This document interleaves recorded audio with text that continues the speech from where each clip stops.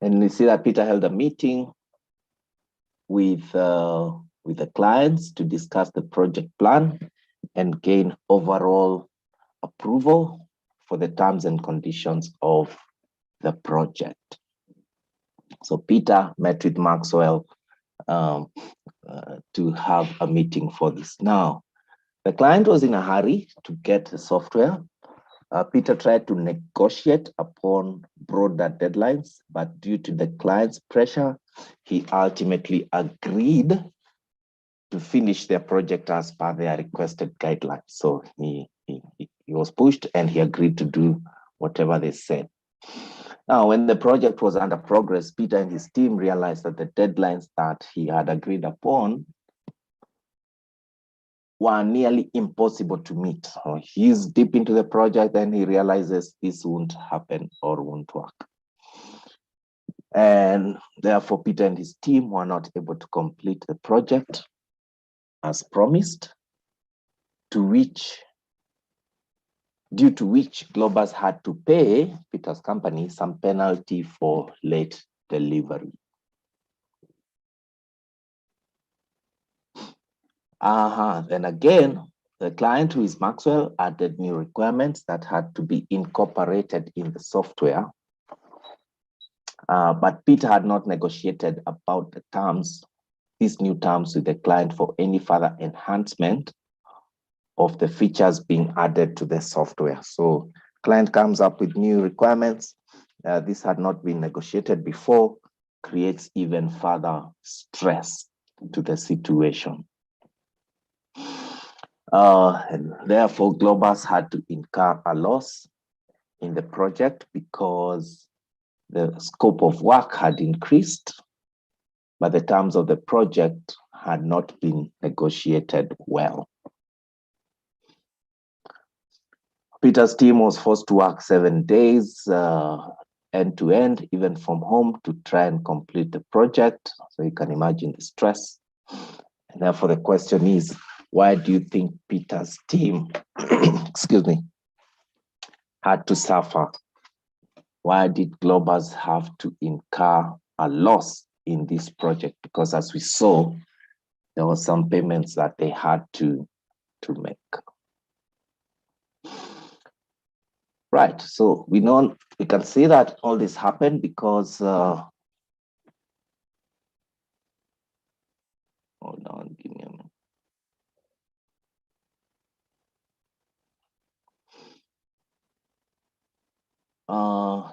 This happened because Peter had not initially negotiated well with the clients about the deadlines and the scope of work. So he took up too much, did not, create the space where he could say, let's try something different. And that's why we had a situation. I see your message, Polycarp. I'm trying to find my presentation mode. Just give me a moment. I'm on PDF. Oh, hold on.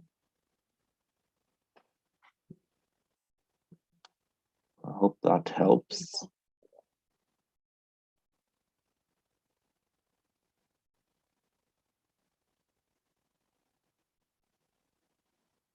Okay.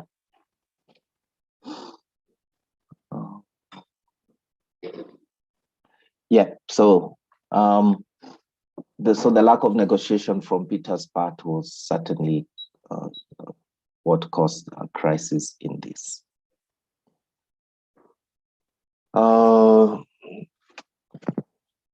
If Peter had clearly negotiated the terms of the project with the client, Maxwell, and negotiated realistic deadlines, Globus would not have needed to pay any penalty or incur a loss. Again, we look at the scope. If he had negotiated the scope of work in detail with the client, then Globus would not have to incur any loss in the project. This scope was increased midstream of the project work.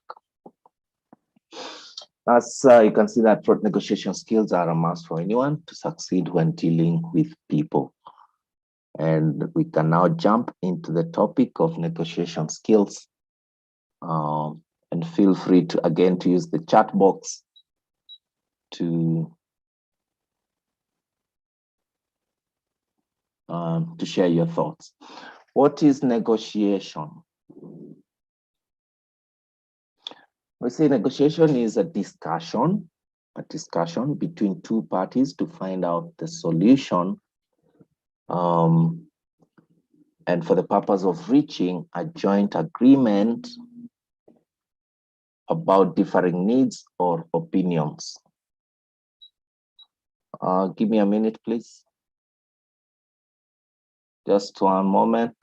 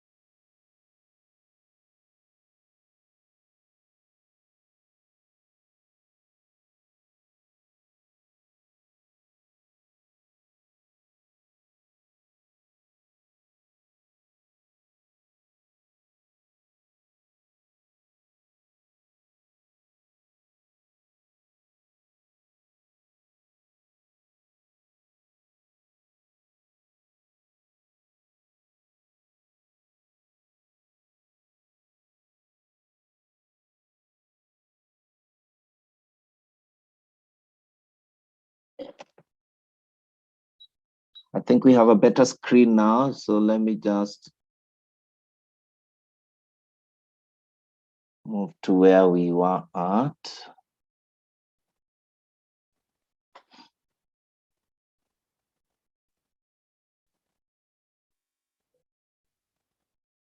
Let's go to, we were looking at what negotiation is about.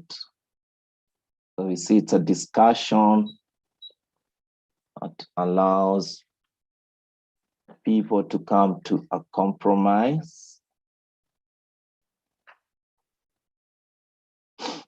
There you go.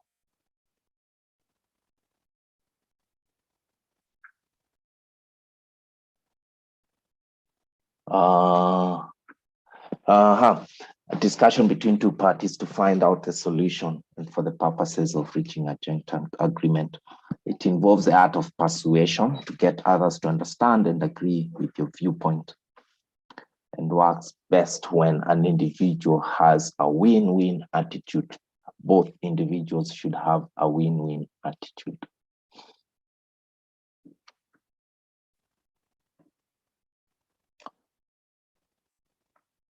The key skills involved here are of good communication skills, sales and marketing skills, especially if you are doing a business negotiation. Some psychological, analytical skills, sociology skills, assertiveness, and conflict resolution skills. Negotiations may take place between various kinds of different people, such as a customer and a seller, and there is where the sales and marketing skills come in. A boss and an employee in an everyday work situation. Excuse me, two business partners, a diplomat or civil servant, and a foreign diplomat, between spouses, as we know, between friends, between parents and children. So we have negotiation appearing in our everyday life, in our day-to-day space.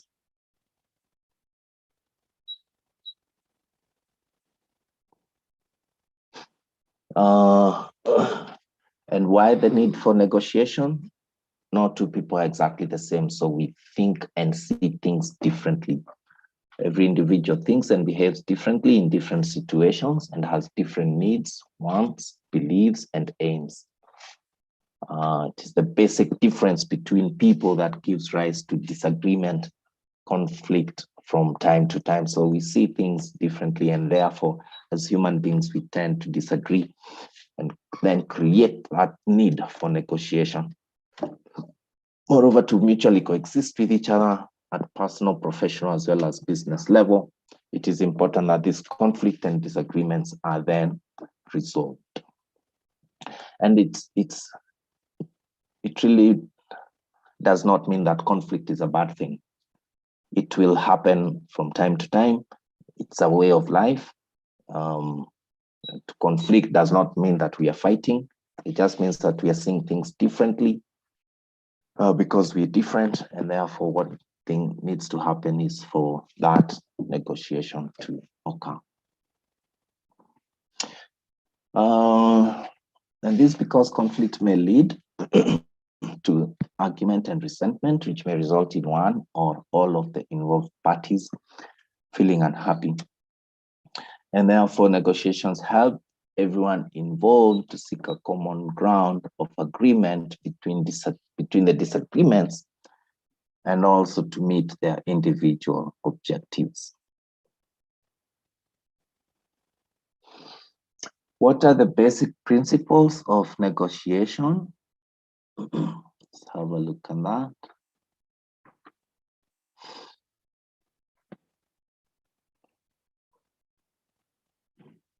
There are a few basic principles that we look at. One, there are always at least two parties involved in any negotiation process. There could be two or more, but at least two.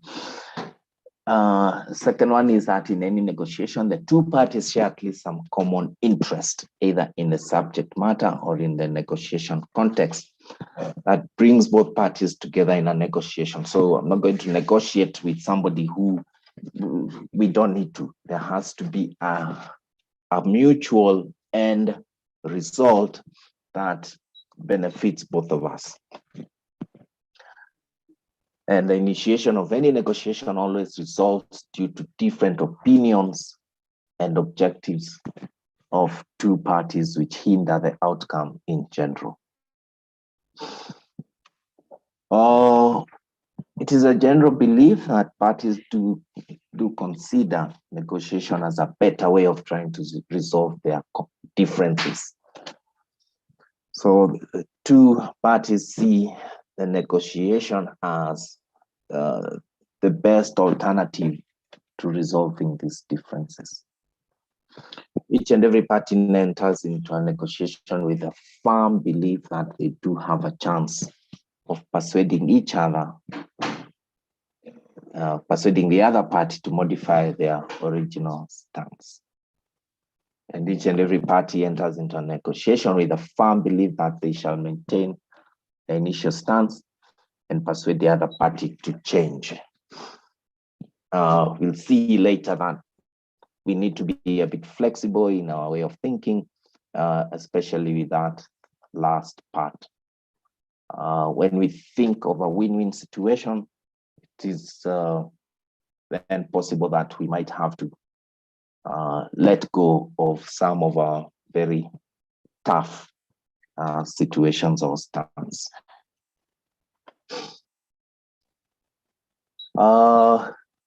Every negotiation process involves compromise, there you go, or change of opinion of one or both parties in order to reach an acceptable final agreement. So if we go in with a very tough stand, then it might not be possible for us to achieve anything. It is important that we create adequate time in order to debate the various viewpoints of both parties and reach an agreement. And another principle is the process is always a process of direct and verbal interchange, which involves interaction between the parties. And we'll see later that negotiation is best handled in a face-to-face situation. So telephone, email is not the way to go. Maybe in this day and age of virtual work, you could have a virtual meeting, but it's important that you see each other, to read each other's facial expressions, and to just create that human bond that helps to talk things through.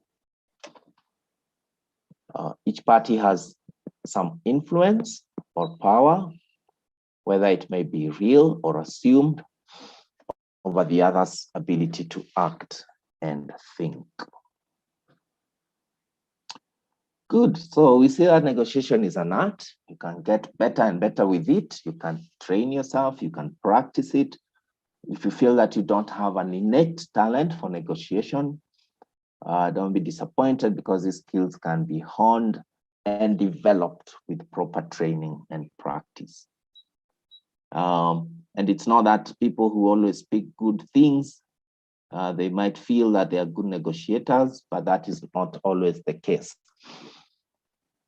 So negotiation is really about understanding what you want and what the other person wants, and then coming up with a win-win scenario.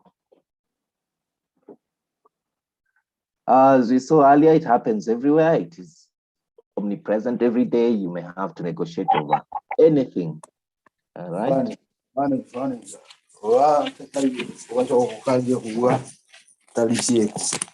Hold on. Let's get somebody to mute. Okay, thank you. Right from deadlines, every day, chores at home. So who's going to wash the house? Who's going to clean vyombo? Nani ata go to the market? So it's an everyday thing that who's going to pay this bill? School is opening next week. Who's going to buy uniform? Fees ni nani? So there are all sorts of things that every day we have to negotiate about. In the real world, it is sometimes difficult to ascertain whether your negotiation is good or bad. You may think that you're a good negotiator, but in reality, maybe just the opposite. And hopefully at the end of today and tomorrow, you can tell whether you're a good negotiator or not.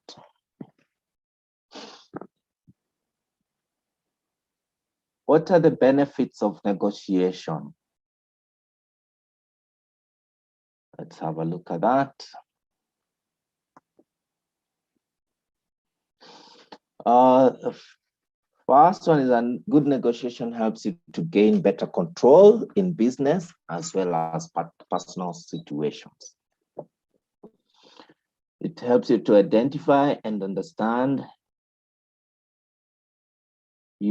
as well as other parties' interest, your interest as well as other parties, and also understand the differences between both. That is your needs or your interest and the interest of the other party.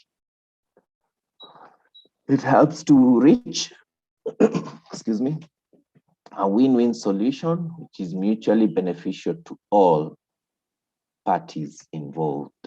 And finally, well, not finally, good negotiation also helps to improve interpersonal relationships. So there are many benefits. You get to be better with other people. You understand their viewpoint. From a business perspective, you get better business relationships working, which means, you know, businesses are thriving. What are the other benefits?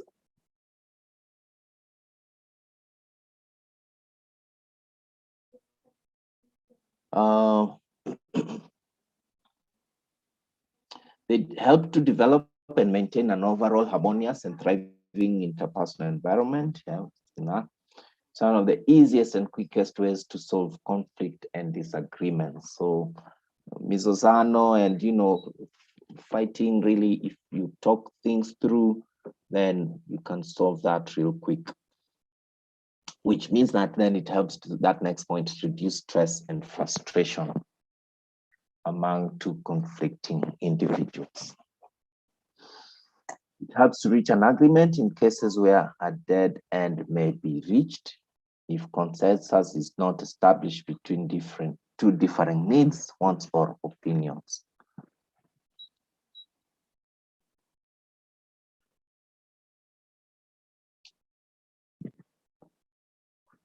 What are the different types of negotiation strategies?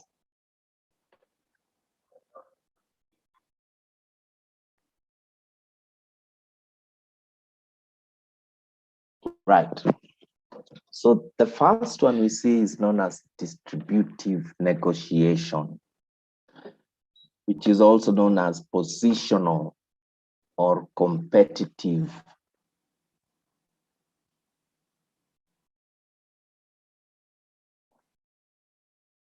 Or pie.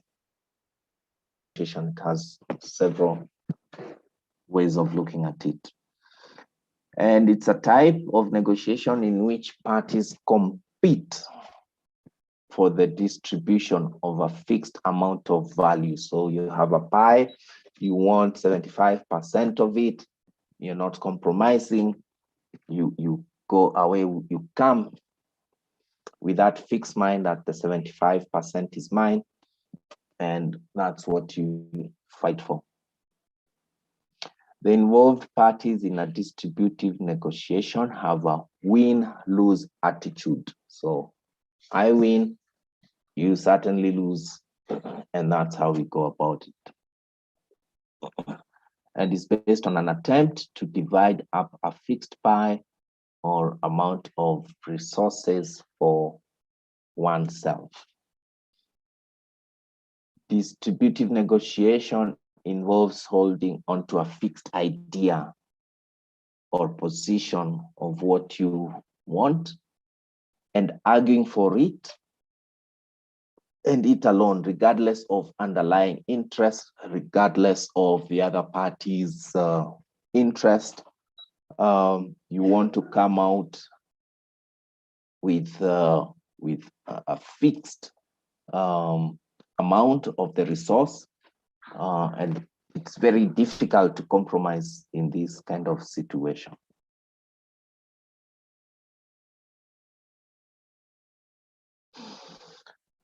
So it's certainly a win-lose scenario with the distributive negotiation, because the main focus, let's go up a bit there. The main focus in such a type of negotiation, as we said, is achieving immediate goals with little or no regard for building future relationships.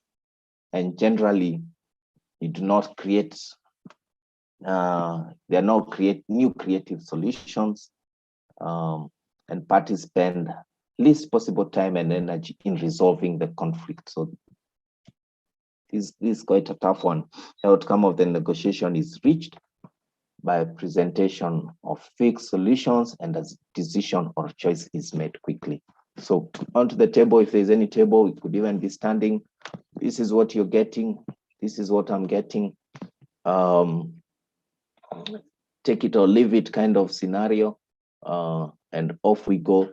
It doesn't matter whether we meet again in future. The relationship is not important here. It is the immediate result that we are looking for, and then off we go.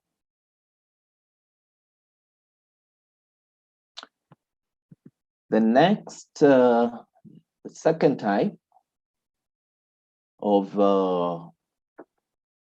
a negotiation is called the integrative negotiation. Integrative negotiation. And here we are saying that it is also known as interest-based or cooperative or win-win, or the non-zero sum negotiation.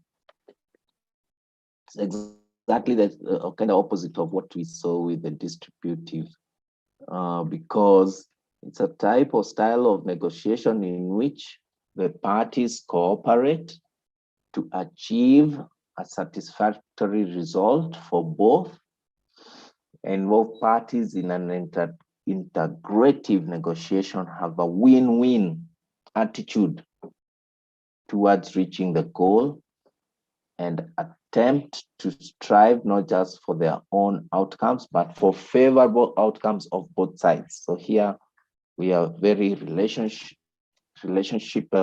focused.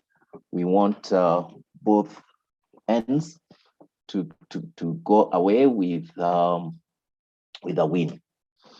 It involves reaching an agreement, keeping into consideration both the parties' interests, which includes the needs, desires, concerns, and fears that are important to each side. Okay, sounds good. Let me just check on my chat box. Remember to, if you have any questions or concerns, to put them in the chat box, or just raise up your hand and we can share that. We can see that. Great. Okay, let's see anything. Move on to another bit here before we take a break.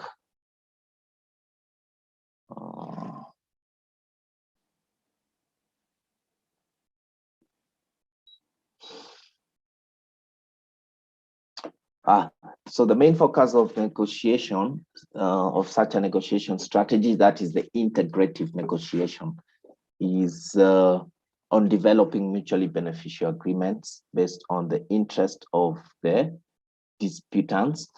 Generally, new creative solutions are reached in such negotiations as the parties spend maximum possible time and energy in resolving the conflict. So unlike the other one, here we spend time. It's not short, it's not quick. We really go out of our way to see how we can assist each other. And the outcome of the negotiation is reached by collaboration between the parties to find a win-win solution to their dispute. Sounds good.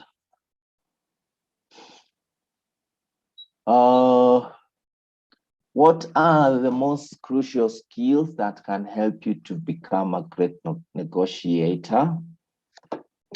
One is to be open and flexible, open to new ideas, flexible in a way that you don't come with a fixed mind. Always be ethical. We are not having any hidden cards. Nasema kuna kuficha white. You are honest, you are trustworthy when you come to the negotiation. You empathize with the other party. That means you are able to kind of sit in their shoes and see their viewpoint or why they would be thinking the way they are. You have good social skills, interpersonal skills, which include maybe communication skills. You follow intuition, your own intuition that tells you, hey, let's, and I'm thinking the intuition here would be, let's do good, let's both talk about this. But you're also assertive. You are able to say no when you need to. Yeah? So those are some of the tips that are important when it comes to negotiating.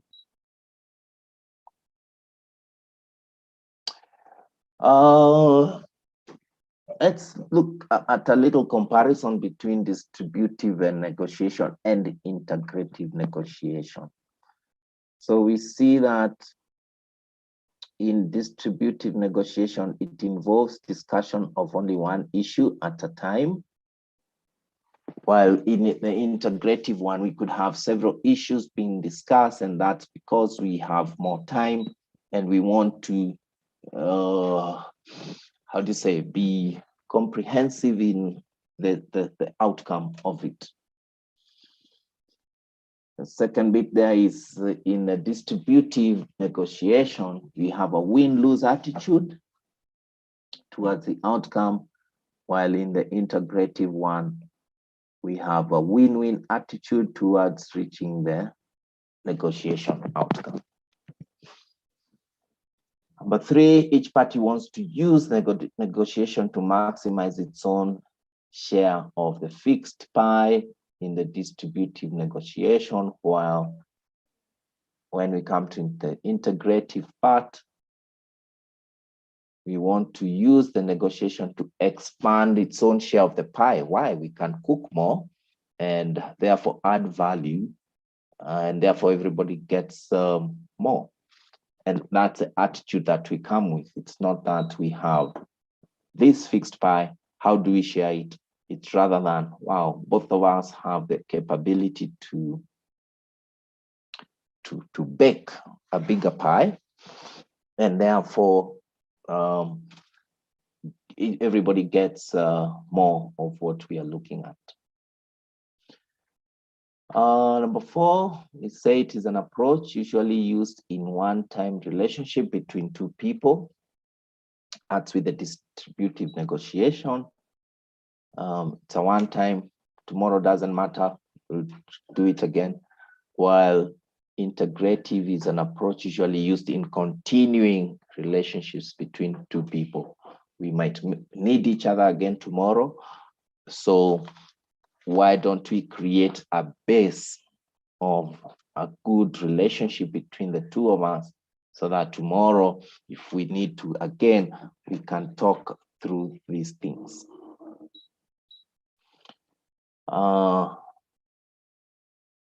Number five, the involved parties in distributive negotiation keep their respective interests hidden, while in integrative, we know that the parties respect the interests of the other party, and there's no hidden agenda, if you like.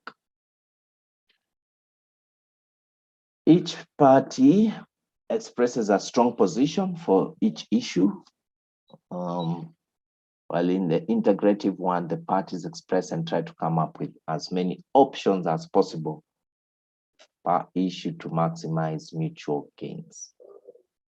Good.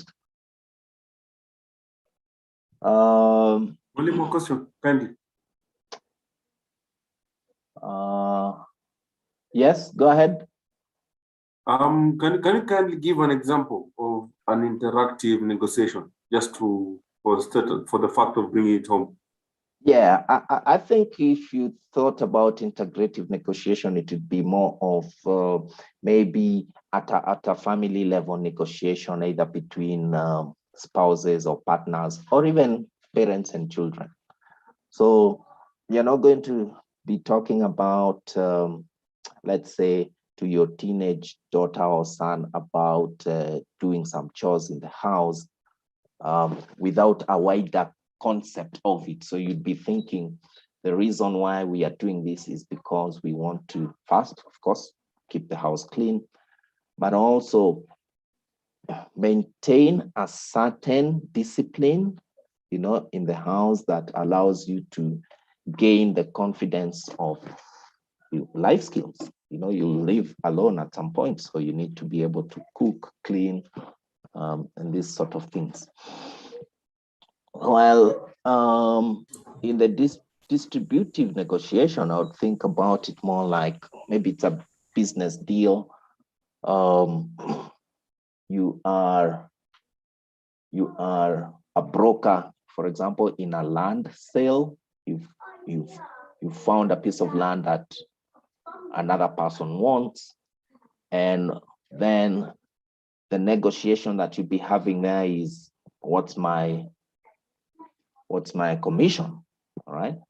And it would be like, okay, commission is 7%. No, it's 5%, because you get 5% from the seller and 5% from the buyer. And it is a bang, see you tomorrow. No, not even see you tomorrow. Let's finish this deal and we are done.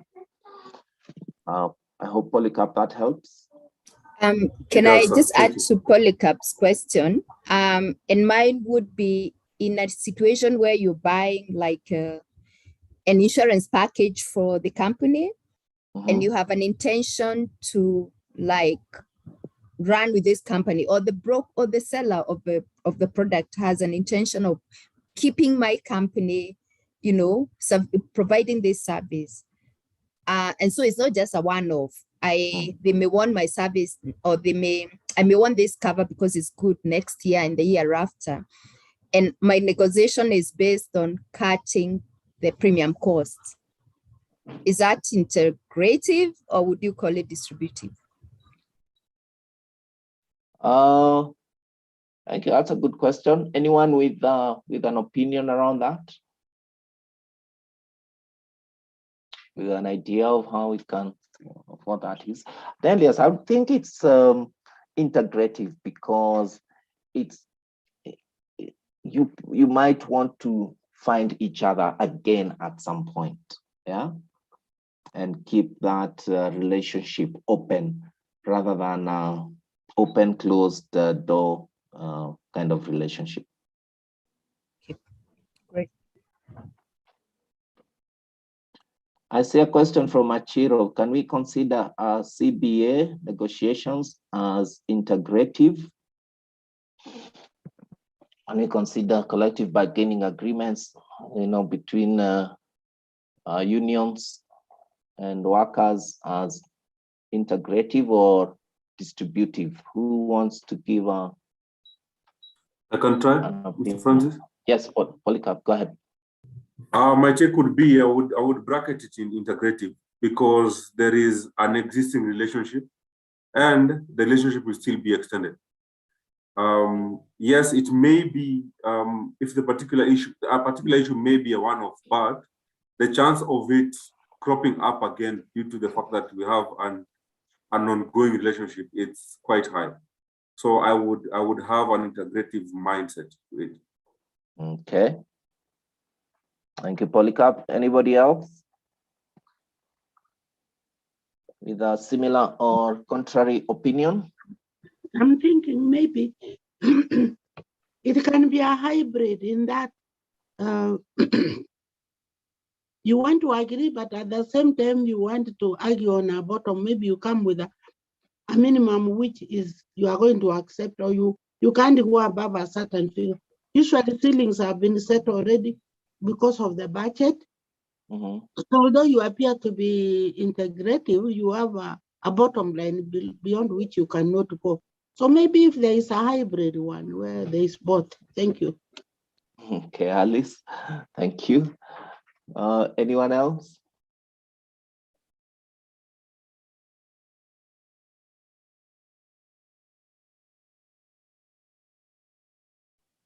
Okay, yeah. Yeah, I think for the CBA, Polycarp and Alice, you both got a point there. It's something ongoing. It's something that we need to keep talking about for the benefit of both parties. I don't think we'd come into that with a win-lose attitude, like, oh, Okay, so now one party is winning and the other one is losing. It's something that we want a win-win. At Alice, yes, there are also resources or expenses and budgets that have to be taken care of, and therefore there's always going to be that bit where you might not be able to go beyond if the business is going to thrive and continue. Right, let's move on. You look at this, so okay. A few more pointers. In distributive, the parties keep information hidden, or at least part of it. Remember, they're not coming in good faith. While in integrative, the parties share information with each other and try to get the root cause of why of the existence of the issue. In distributive, the parties are adversaries, while in integrative, the parties are joint problem solvers. As we mentioned, with distributive, the aim is to win. Excuse me. While in integrative, the negotiation is making a wise decision. Finally, the last two there for distributive, the focus is on their stance or position, and the parties use pressure to get what they want. Well, what we are saying for integrative is focusing on the goals and objectives, the wider picture, the bigger picture. While and the parties do not use pressure, but strive to get what they want through principle. Excellent. Multiple choice question for you there. Distributive negotiation is also commonly known as, what would you pick there? Maybe use the chat box to give me an answer. Distributive negotiation is also commonly known as, let's see some answers on the chat box. Is it a positional negotiation, cooperation negotiation, win-win negotiation, and zero-sum game negotiation?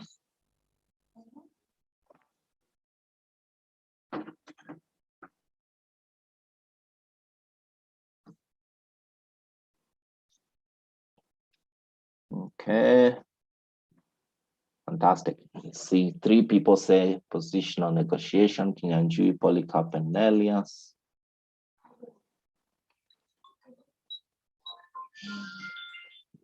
Yep, so it's positional. We're taking a position. We're not moving. We are not bulging. The others would be integrative. Okay, before we move on, can we take a break? It's 10:06. Before we get onto the stages of negotiation process, I suggest a 20 minutes break. So it's 10:07 by my watch. Can we do 10:27, please? Just take a little stretch, make sure you get off your seat, get a cup of tea or coffee, and then let's come back in 20. Thank you very much.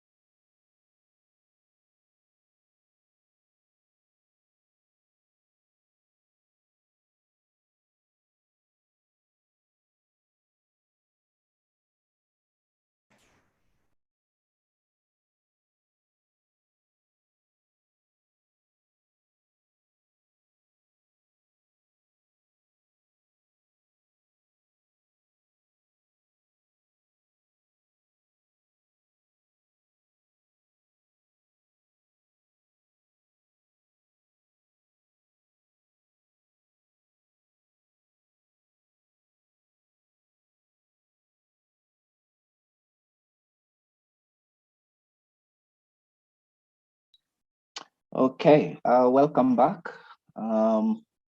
Ladies and gentlemen, I hope you got a chance to take a break. We then want to have a look at the stages of the negotiation process.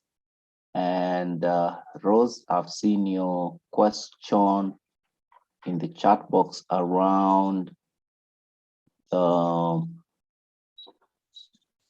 integrative process, and I've put in some comments there. And I would like to encourage other people also to share their thoughts on that, yeah? But generally, yes, it does take a lot of time because it is human nature. If you're going to discuss several things, you want to create that bond, that relationship, then you need to create adequate time.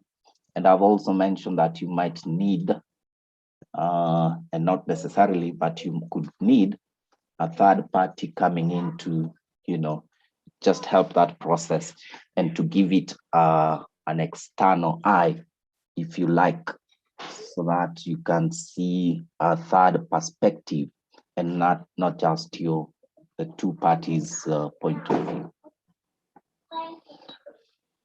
So what are the stages of the negotiation process? Let's have a look at that.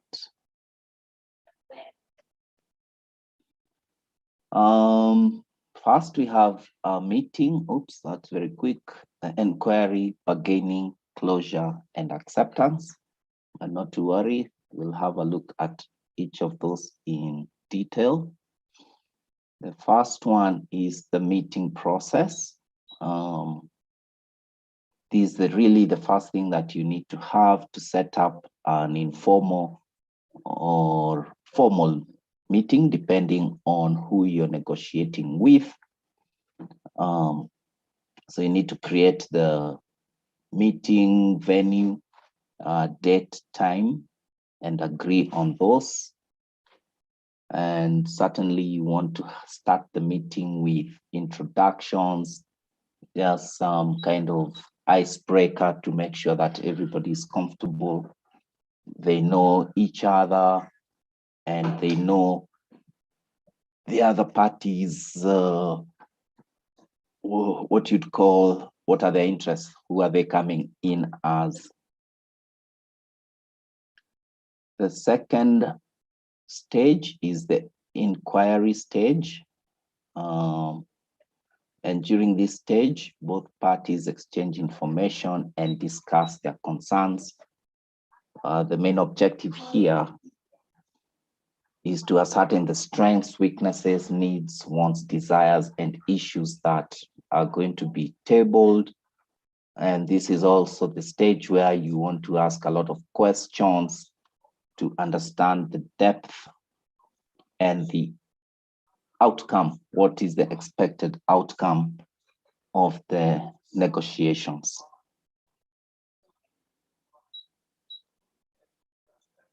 Then we have the bargaining stage as the third stage, where both parties make offers and counter offers, and also some trade-offs. So we mentioned earlier, you need to come with a flexible mind where you could possibly say, okay, I'll drop that for the interests of both parties so that we can move forward. And at this stage, both the parties consider all the possible options available to find a middle path between their differences.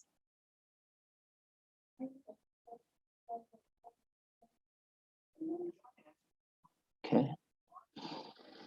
And we have the closure stage. This one occurs after both the parties have looked at all the options closely. And here, both parties restate their positions and confirm their trade-offs that they're willing to negotiate or to give up. So coming very close to agreeing at this closure stage. And finally, you have the acceptance stage. The final stage of the negotiation process is acceptance, where both parties either decide to suspend negotiations or to reach an agreement and to sign it off.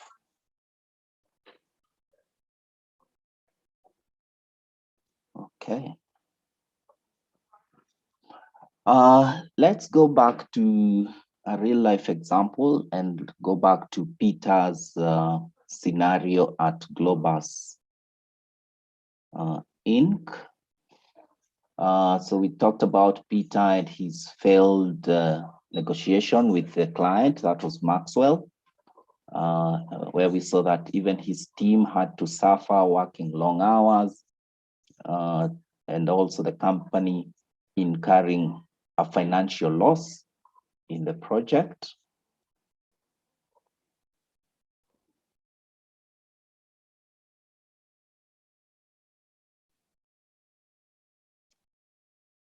All right, so let me see what would have happened. And we see this happened because Peter had not negotiated well with the client about the deadlines and the scope of work. So if we use the 5 stages that we have gone through, the first one is the meeting stage, and see what Peter would have done. We see that to negotiate well with the client, the first thing that Peter should do is to prepare well for the meeting. Sorry about that. Let's go back one bit.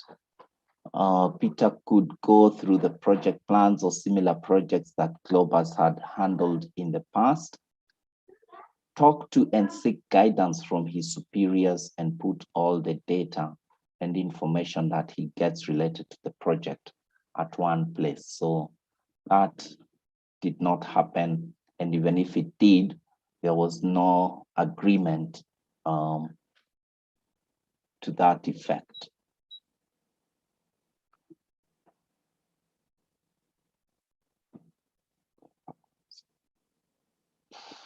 And we see that then Peter should also make a list of all the queries that he has to clear with the client, things that he can agree to and cannot agree to with the client.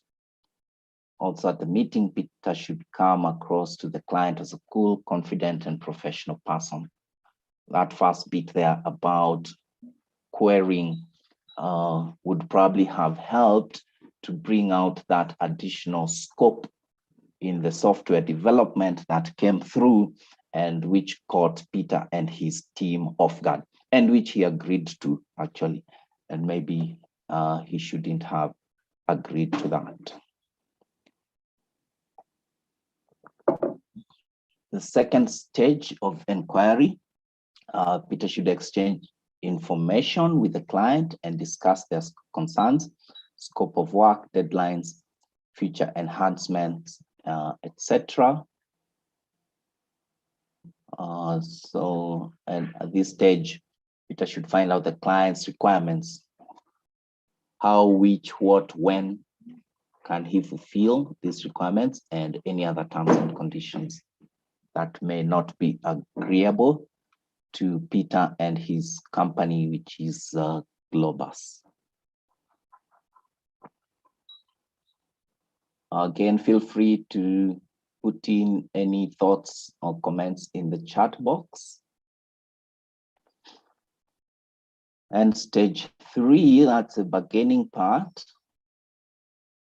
At this stage, Peter should now agree to the terms that are completely acceptable and offer options and trade-offs for things that are unacceptable, as is stated by the client.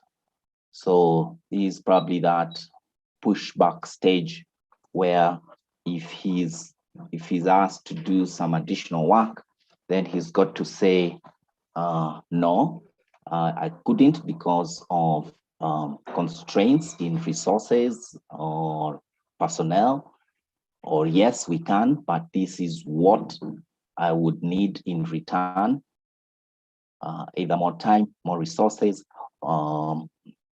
or even negotiate for a higher payment since it's a business deal.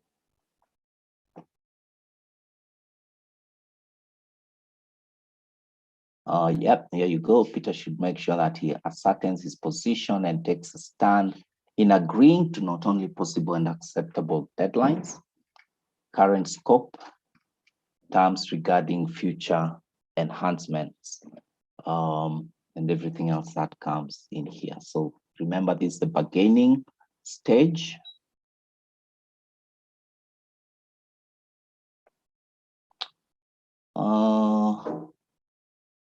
When it comes to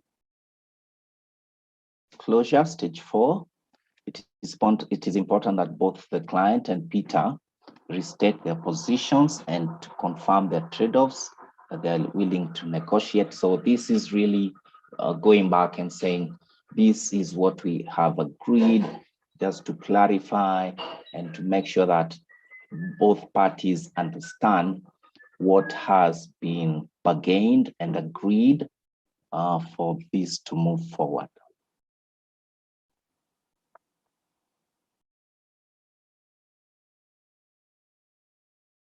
So in this stage here, we see that agreement should be achieved on the agreed deadlines, current scope, the terms regarding future enhancement. It should be agreed upon by both the parties that have discussed this, and it can now be drafted into a legal and binding contract between the two parties. Certainly, this is a business negotiation, so there's going to have to be a contract that is drawn, that then moves on to stage 5, which is the acceptance. This is where both parties sign off to the contract.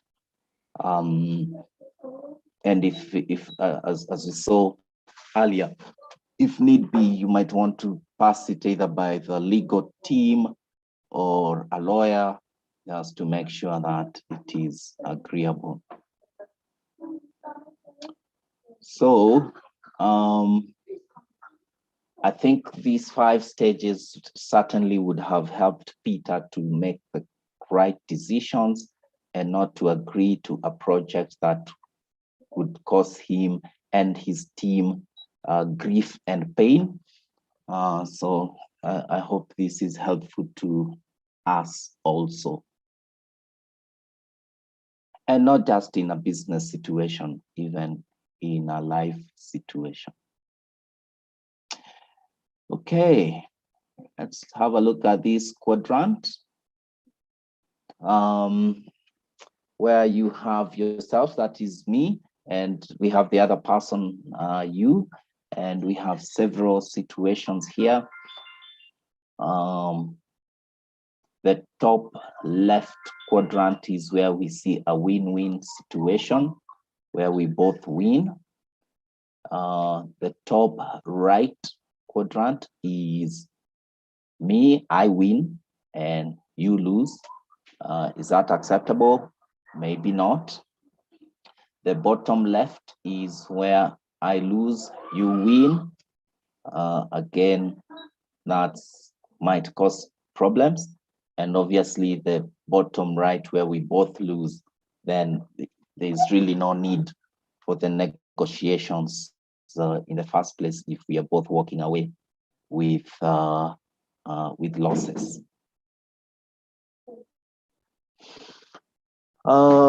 Let's look at the concepts of a win-win negotiation. What would those be about? We have 5 critical concepts that you should keep in mind for a win-win negotiation. And we want to look at each in detail. There is pause for reflection, search for the needs and requirements, clarify your objectives in the beginning, agree on factual information, and we want you to control the outcome.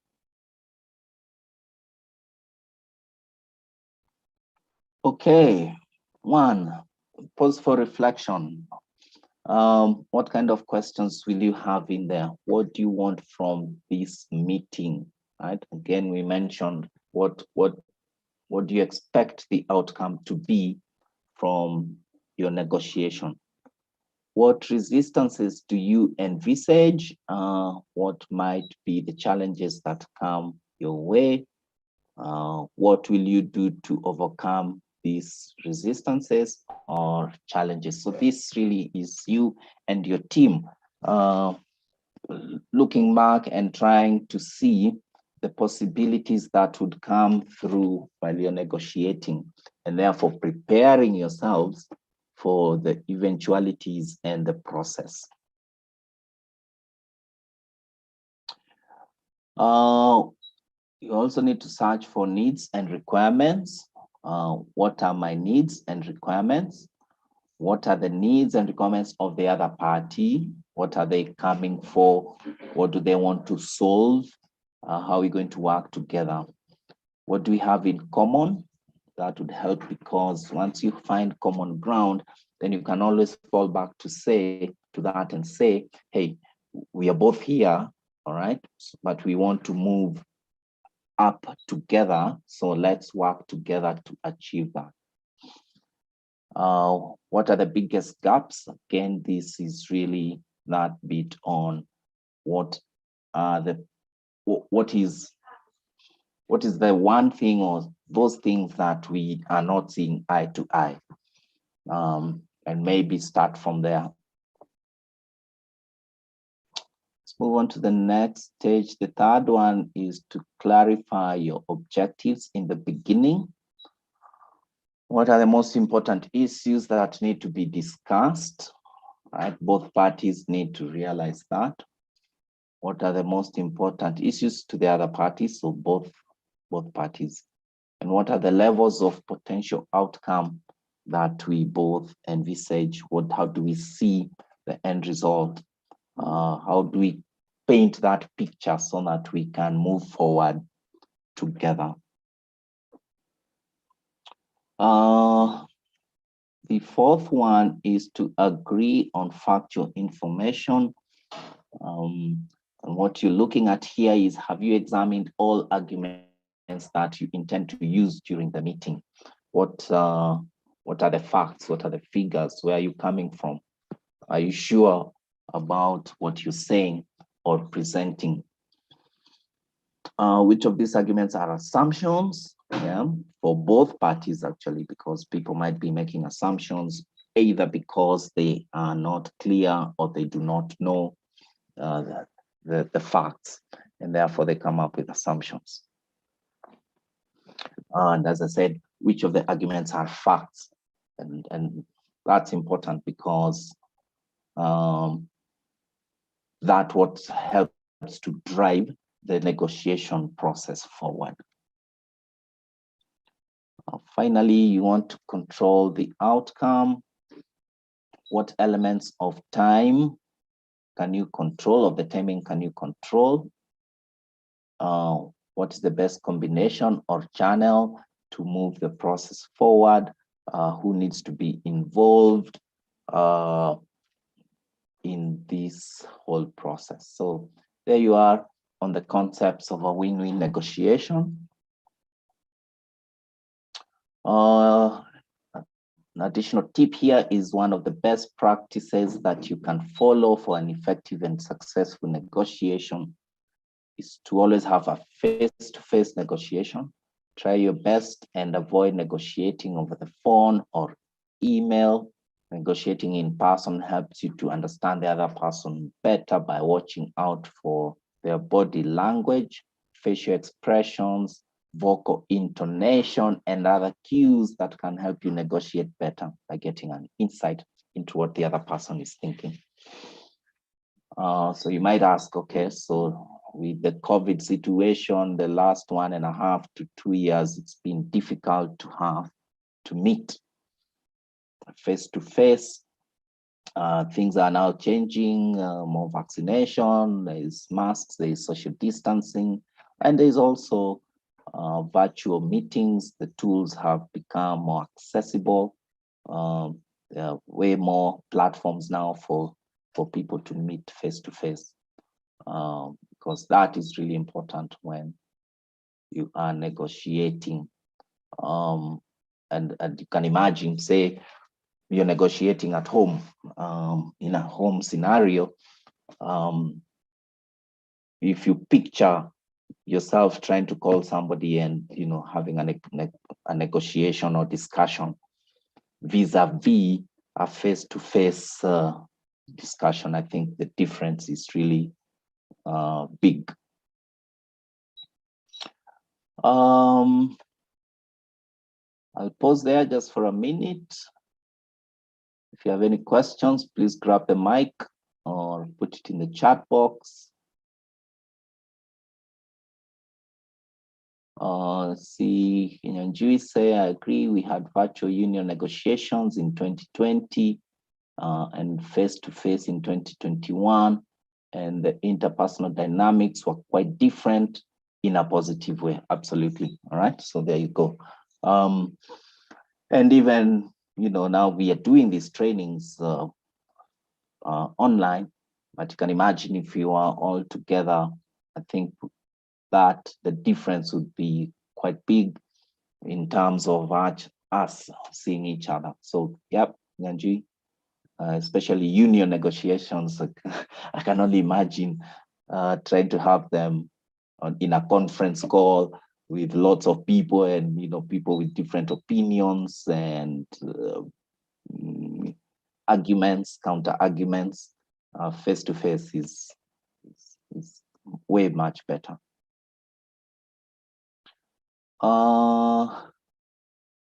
Let's review the various styles of negotiation. So what could you possibly use and what would be the outcome?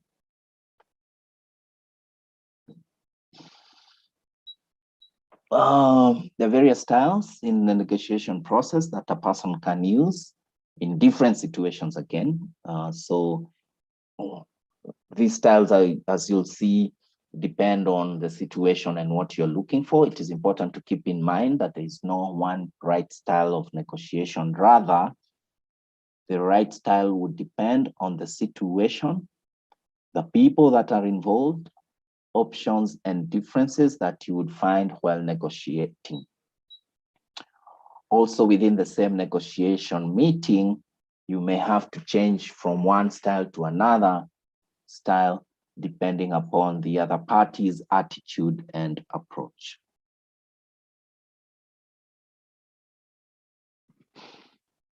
There you go. We have 5 styles: competition, collaboration, avoidance, accommodation, and compromise.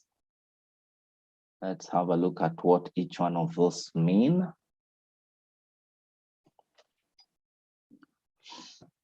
First one is competition. It involves treating the other party as an adversary and competing with them to win.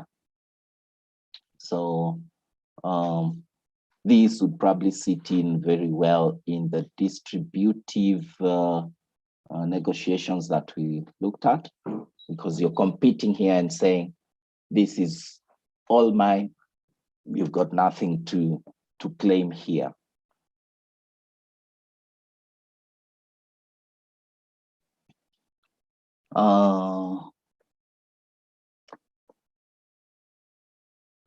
When does this occur?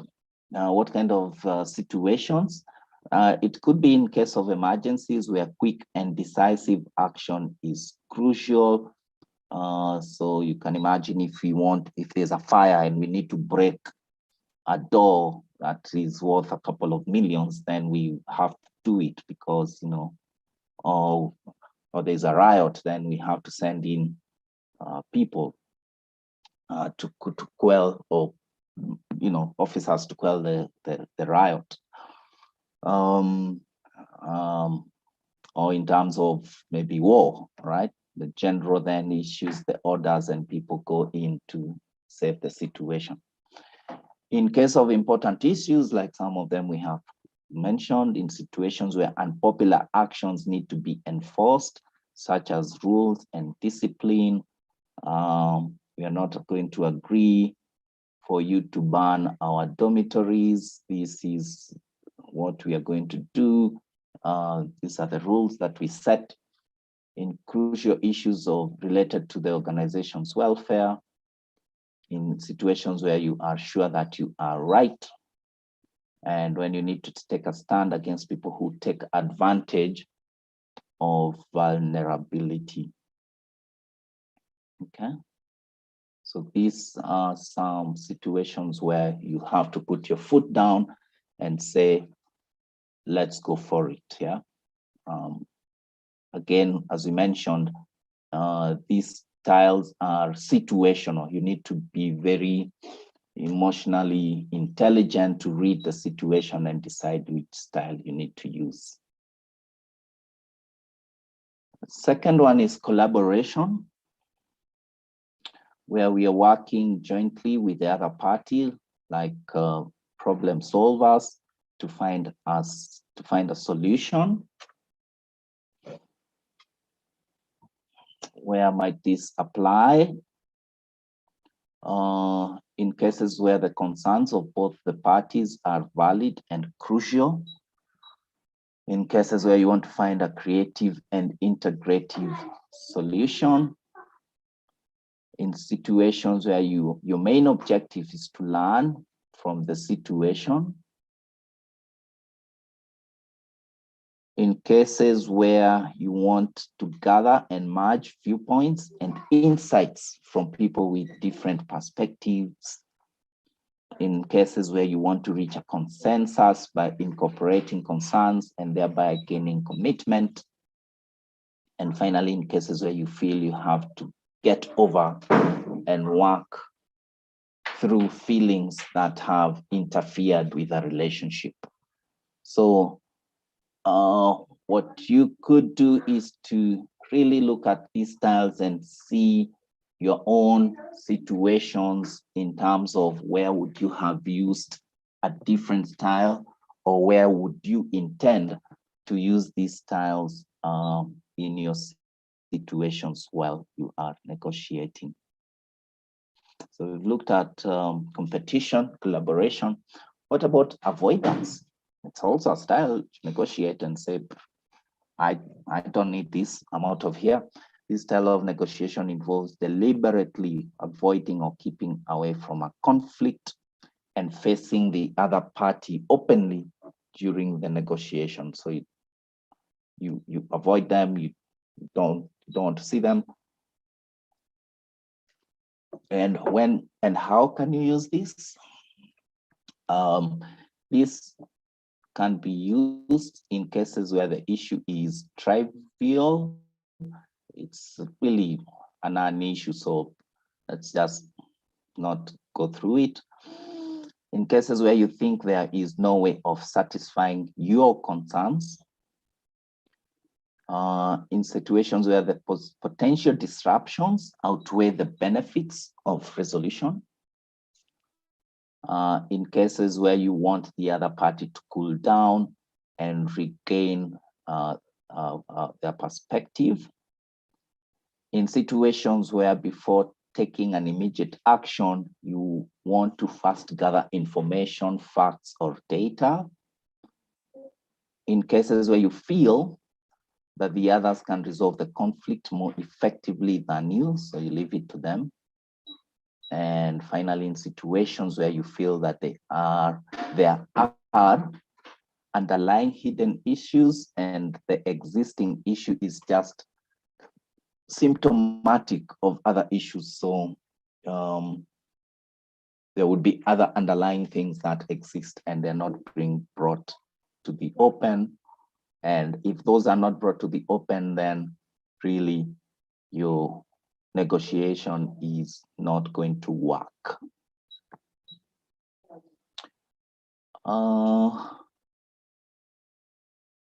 fourth one is accommodation, where this involves adjusting to circumstances and reaching a settlement of the differences. So you adjust if you agree to reach a settlement. And where would you have this? In cases where you feel you are wrong and the other person has a better position to be heard, so you accommodate and you apologize, obviously, and say, I got that wrong. In situations where you feel, excuse me, you can learn to show your rationality. Again, I think it's part of that, admitting that you are wrong. 3, in cases where the issue is trivial for yourself.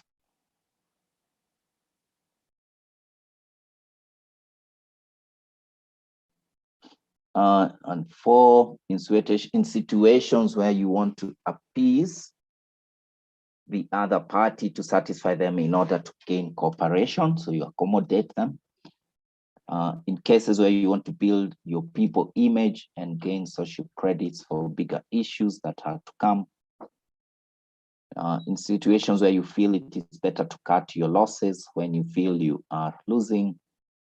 And finally, in situations where you feel that mutual trust and harmony is more important than the issue at hand.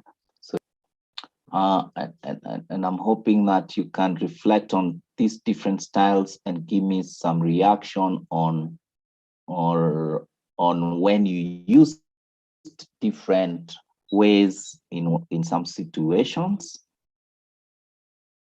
So feel free to share or to ask.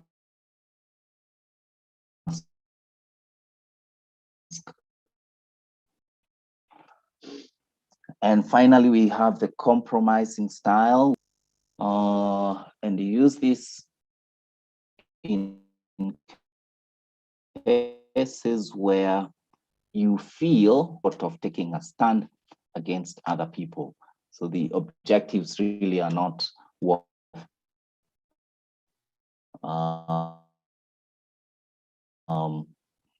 fighting. See that an equal or more powerful opponent committed to mutually exclusive goals than yourself. In situations where you want to agree on, so let's compromise because it's really is quite big and complex, where you want to reach quick solutions due to time constraints. And finally, in cases where you find that your collaboration or competition style has failed and compromise is the only backup that can now be used. Interesting. Before we move on there, I'll take a pause. Let's see, I have a question here. Is it a question? Sorry, your sound is breaking. I can't hear. Please. Okay. Just give me a minute. Let's see. Rose, I hope that's better now.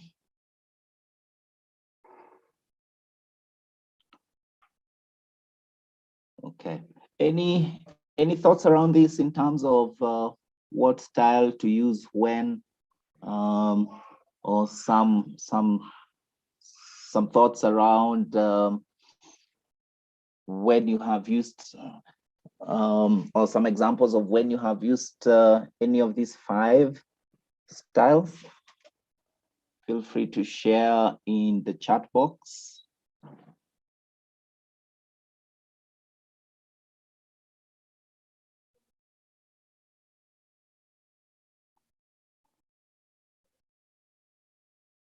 Okay.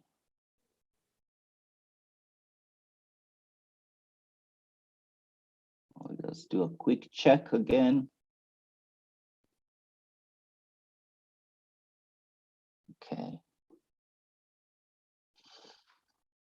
Okay, question for you. Which of the following styles of negotiation involves finding a middle way between two different extremes? Is it accommodation, compromise, collaboration, or avoidance? Please use the chat box to give me your answer.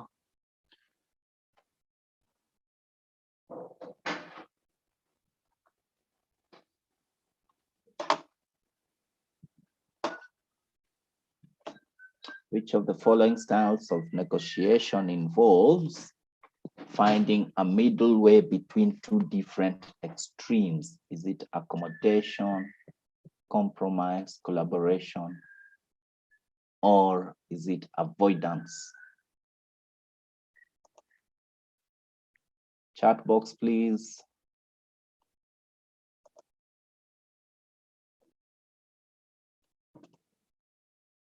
Kinyanji says compromise.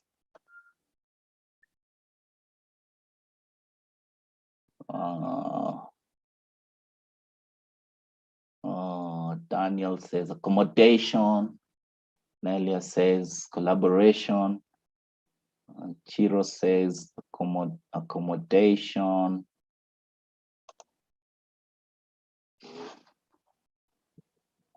Let's see, one more. Morris, compromise. Yep.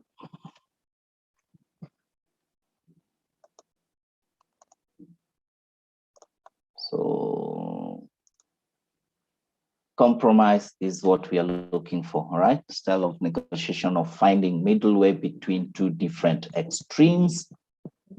Let me just take you back to what it says. Involves finding a middle way between, so you're compromising between two different extremes. All right, so yeah, our answer is compromise. Great. Let's move on to, I think, to BATNA. What is BATNA and why? How does it work in negotiation?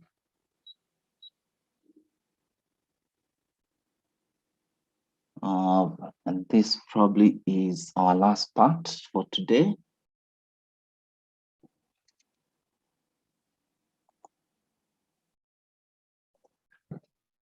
Okay, so what is BATNA? BATNA stands for the best alternative to negotiated agreement. Best alternative to negotiated agreement. What is that? What is that other best way that we can have? And it is greatly used in a negotiation, as the results of the negotiation can be improved by identifying your best alternative for each of your goals. So this is what I came with, but this is my alternative, and this is the best one. And therefore, BATNA is the lowest acceptable value or outcome to an individual for a negotiated agreement. When you are clear about your BATNA, it helps you to set standard for yourself against which you can compare the outcome of the negotiation.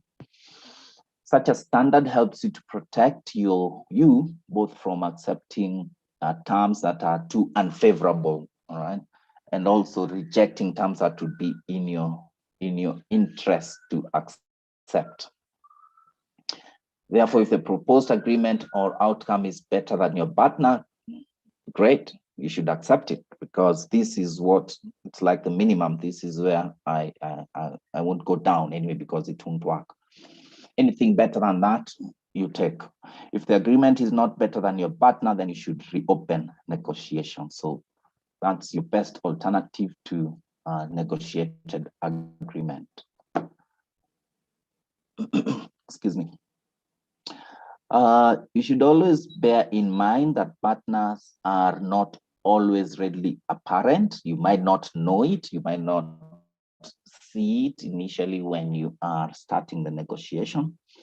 And you can use the following steps developed by Fisher and Uri that outlines a simple process for you to determine your partner. The first one, identify and determine a list of actions that you may take if no agreement is reached in the negotiation. So this is what I will do in case we don't reach an agreement.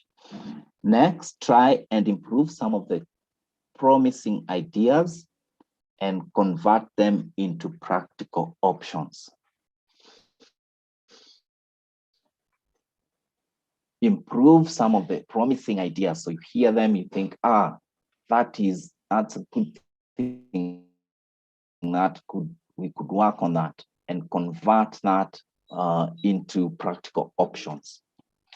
And finally, select tentatively the one option that seems best to you, right? Tentatively, because you still have to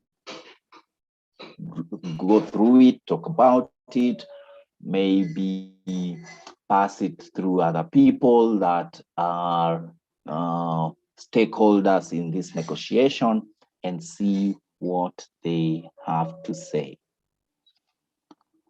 So we have several things here. Partner is one of the most crucial components of a negotiation process. Why?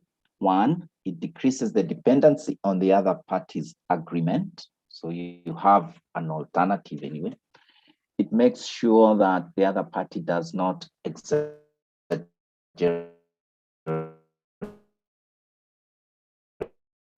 its position. A strong and partner lets you know when you can and should walk away from a negotiation.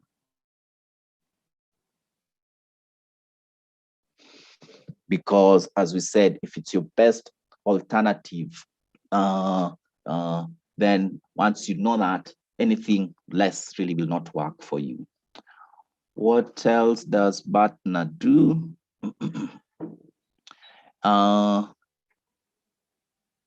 It helps to determining the other party's partner also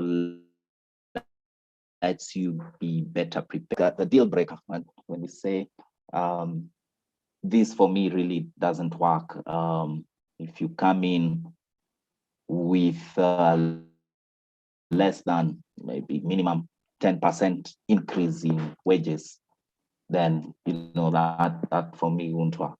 It helps to protect a negotiator from accepting an agreement that is unfavorable.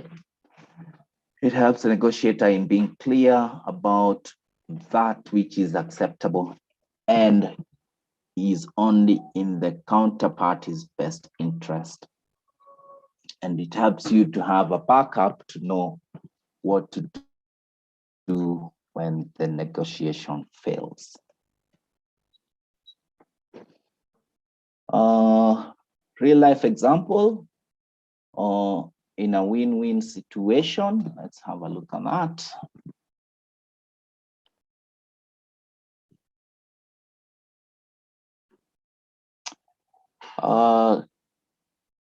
Giselle is a small township that has come up near a manufacturing plant that makes steel rolls. The small community that forms the township of Giselle discovers that its water is being polluted by discharges from the steel factory.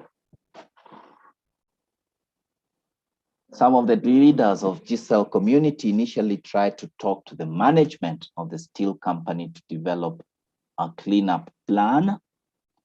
However, the company flatly refuses to take any ownership of the water pollution caused by their plant and also refuses to agree on any kind of cleanup. So they say, no, it's business as usual.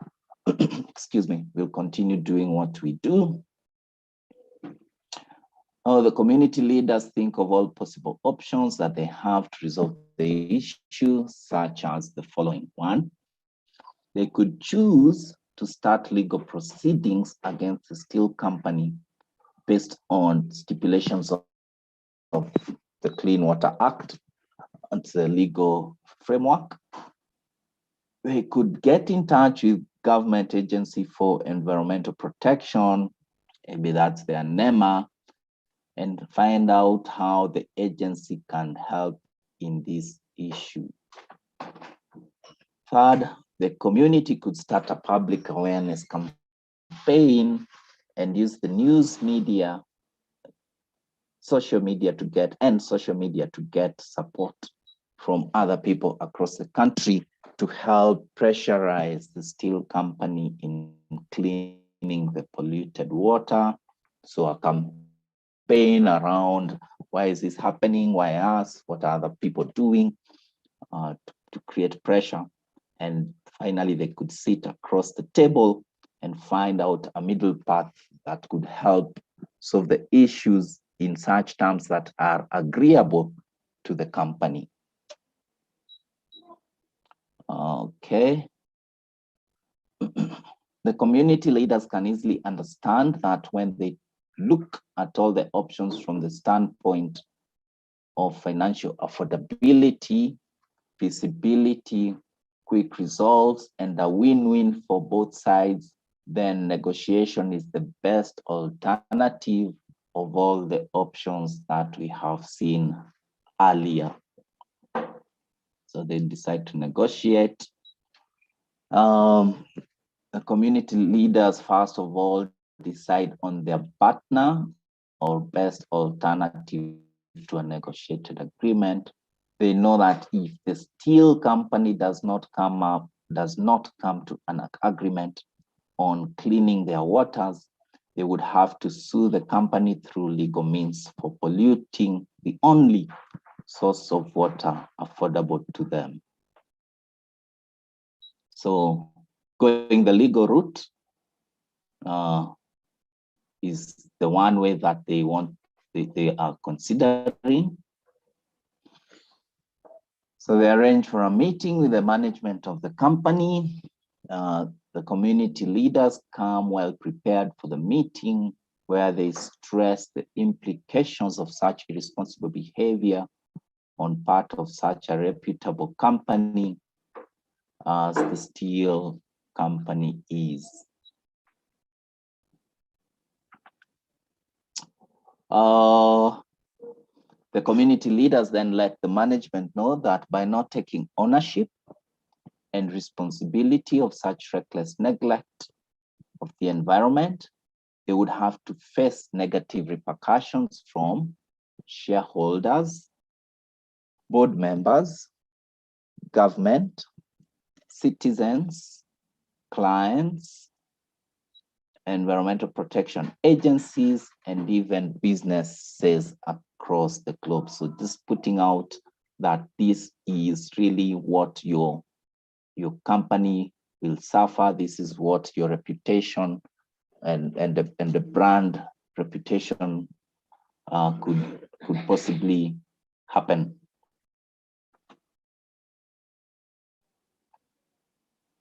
When the management of the steel company is shown the larger picture by the community leaders, they realize that cleaning their factory discharge of pollutants before discharging would incur extra costs.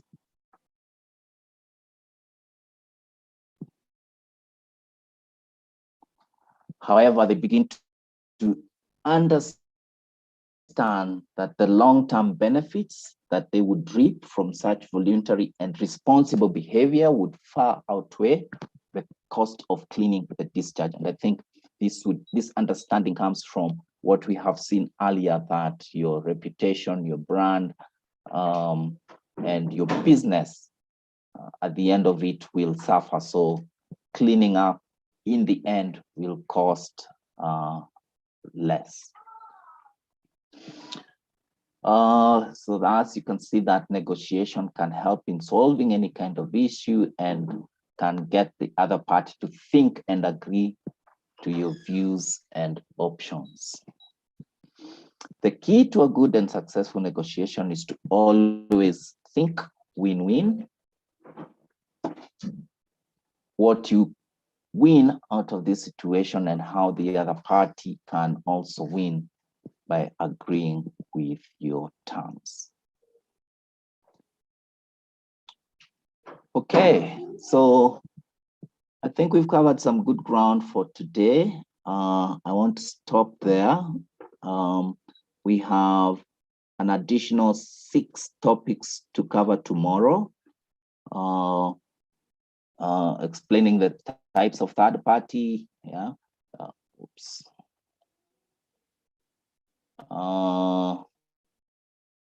Using the probe technique for negotiating. We'll let you know what probe stands for. We look at negotiations in organizations, issues in a negotiation, a character of a good negotiator, and we'll end off with the tips for effective negotiation. I hope this has given you some food for thought in terms of how do you approach